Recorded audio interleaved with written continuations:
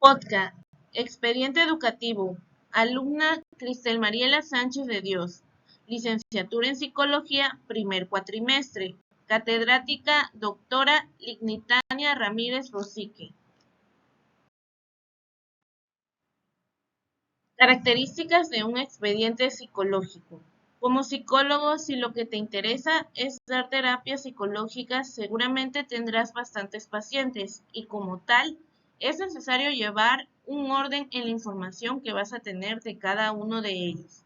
Por lo tanto, es necesario que tengas en cuenta que cada uno de ellos necesitará que abras un expediente donde se descargue la información general del paciente y la problemática por la que acude. Asimismo, los avances que vas teniendo con cada uno de ellos.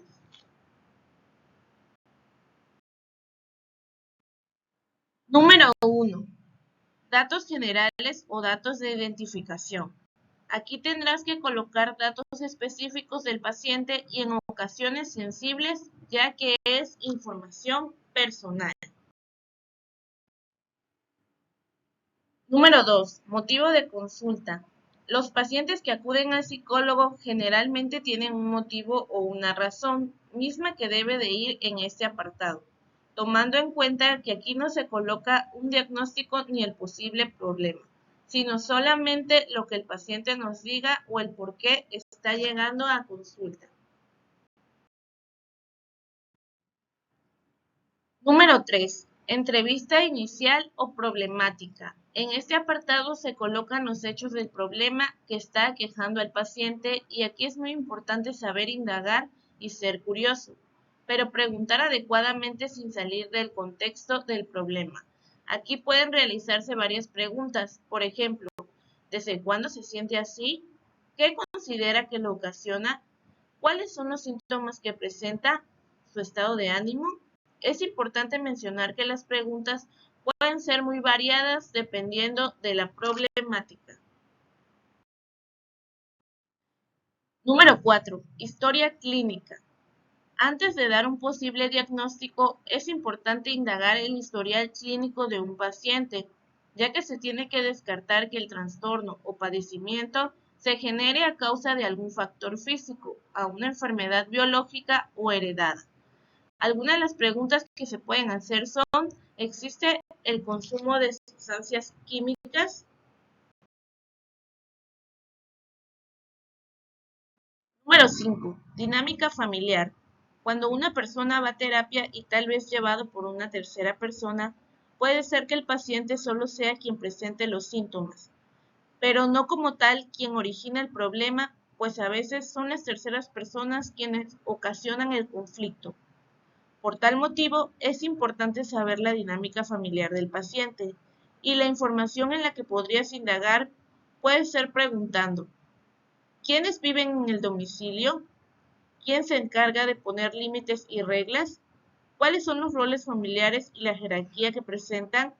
La historia de la creación de la familia y los problemas que se llegan a dar entre ellos también es importante. Número 6. Expectativas y sugerencias. Una vez conociendo la historia del sujeto de los puntos mencionados anteriormente, podemos saber si las expectativas son favorables o desfavorables para el paciente. Asimismo, es importante colocar la sugerencia de cómo trabajar con la persona durante su proceso terapéutico, pues en caso de que tengas un lapsus de pérdida de memoria por tantos pacientes, lo puedas recordar. Número 7. Hipótesis y posible diagnóstico. Cuando prácticamente tienes la información necesaria para trabajar con el paciente, será ideal que realices una hipótesis de lo que posiblemente tenga.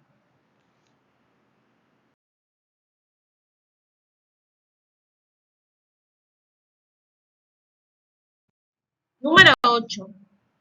Nombre y firma del psicólogo que avala el expediente.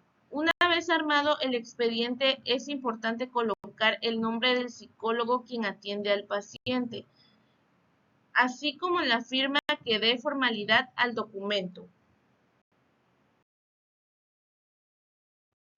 Número 9. Contrato terapéutico.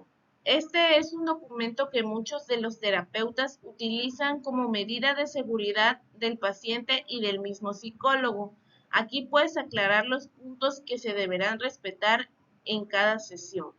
Por ejemplo, los retardos, las faltas, la protección de datos del paciente y confidencialidad, entre otras cosas más que consideres necesario.